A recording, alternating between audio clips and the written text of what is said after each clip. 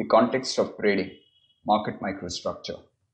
Let's look at investment management process to start with, which would include steps like analysis, investigation, decision, execution, and monitoring. Up to the decision point where we would be ready with the strategic asset allocation plan, sometimes tactical, for the client, we then need to execute it. So within execution, the focus would be on trading and execution, as timely an execution as possible. And at the same time, we would look to minimize the cost. So we're going to see how these metrics would get gauged, measured, and how we can set some sort of a trade-off between a timely execution and again, where the cost gets minimized. So our focus is going to be on the execution of portfolio decisions. Wealth advisors who wish to manage their client portfolios would want to do it at low cost. They may use portfolio managers who in turn might use the services of traders. Traders are the entities who are active in the market. Market microstructure describes the processes that traders use to translate the portfolio manager's decision into executed trades. This lesson will provide the tools for us to understand the market structure, quality, and participants, measures of trading and transaction costs and their calculation. This part is extremely important. Trading personalities, strategies, and algorithms. This is again one part where we expect questions. Best execution, its criteria, and procedure for its assurance. Let's first try and understand the order flow. So you have an institutional portfolio, let's call it A, which is being managed by a portfolio manager. And he would want to execute certain trades because he's either trying to build up the portfolio or trying to make certain changes in the portfolio. He would use the services of the trader. So the trader, through the broker, would look to execute those transactions in the exchange. So you might have institutional A, which is looking to sell some stock, and the same stocks are intended to be bought by another institutional portfolio B. So both these portfolio managers, through the services of traders and sometimes broker, would look to trade on the exchange. So a trade gets facilitated between two investors with the help of traders and brokers. So there are essentially two types of orders that we need to be familiar with. First, we'll see the market order. Market order emphasizes a need for executing orders quickly at the best price available, which implies price uncertainty. So what the market order does is it ensures execution. So there is near execution certainty, but then there might be price uncertainty.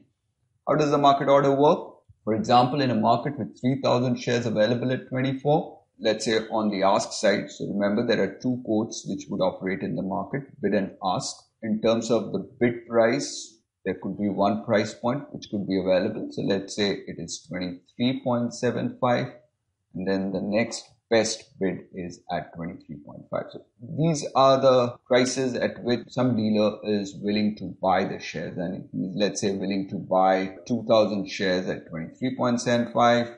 and let's say another 5,000 shares at 23.5. Now on the ask side, the dealer is willing to sell at 24, the same stock, and there are 3,000 shares available for sale at 24. There are another 8,000 shares available, so that is the next best offer at 24.25. So that is how the bids and the asks are ordered. The best bid is always going to be the highest bid, and the best ask price is always going to be the lowest price. So let's say I enter the market and through the trader and I want to buy 10,000 shares. And I'm in a tearing hurry to buy these shares, and hence I place a market order. Now, market order would imply that 10,000 shares would get immediately picked at whatever price available, which would imply that 3,000 shares would be available at a price of 24. The remaining 7,000 shares, I'll have to walk down the ask prices to finally eventually get my transaction executed, my order executed, will get bought at 24.25. So what this market order does is, I'm not too sure about what my final price outcome is going to be, but it will ensure that I will be able to buy it. So market order would generally translate into high transaction cost. But what it does is it ensures execution certainty. Now coming over to limit orders, well, this is where we try to place a price. I'll call up my trader or the broker and I would tell him that I'm willing to buy the stock, but I'm willing to buy it at 24.1. So if this is the price that I set, then it would ensure that my order will get executed at a price of 24.1 or lower than that. So if we were to go to the same offer prices which were available, so let's say the ask prices were 24 and 3,000 shares were available, and for 24.25 another 7,000 shares were available, and I place an order to buy at what price? At a price limit of 24.1. So what this would ensure is that 3,000 shares will get picked at 24, but then this remaining 7,000 shares would still be kept waiting because there is no offer to the tune of 24.1 or lower. So what it does is, while I know that 24.1 or lower is the price at which my order will get executed, so there is price certainty. But then what is not certain is whether my order will get filled or not. So I'm not too sure about the execution of my order. Okay, so there's going to be execution uncertainty. Now coming over to the effective spread, sometimes we want to measure the trading cost. We look at the market and we try and ask ourselves, hey, what's going to be the trading cost if I were to trade in this market? Now one simple way of gauging trading cost could be by way of looking at the bid-ask spread. For example, if 24, 20, let's say this is the bid price and this is the ask price. So the bid-ask spread can give me a good sense of what could be my trading cost. What do I mean? I mean, if I want to go out and buy, I can buy it at 24.2. If I then would want to sell it, I can sell it at 24. So I know that my trade, which would consist of a buy leg as well as a sell leg, would cost me 0.20. So the bid-ask spread gives you some sense of what could be the trading cost. But then there's a better measure for measuring the trading cost, which is the effective spread.